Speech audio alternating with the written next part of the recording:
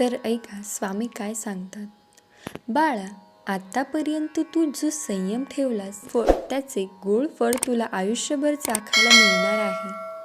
तुझ्या संसारावर ओढावलेल्या संकटातही तू माझे नामस्मरण प्रामाणिकपणे चालू ठेवलेस.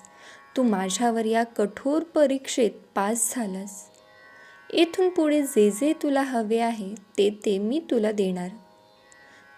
काळजी करू नकोस. तुझा संसार मी उभा करून देणार आहे.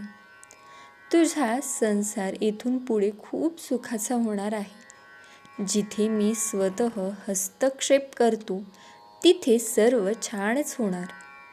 विश्वास ठेव. आजपर्यंत तुझ्या संसाराचे काही वाईट घडले ते विसरून तुला तयारी दाखवावी लागेल. अबोल सोडावा लागेल. बोलण्याचा प्रयत्न करावा लागेल. तुझ्या प्रयत्नांना मी यश देईन. तुझे सर्व चांगले स्वप्न मी पूर्ण करेल.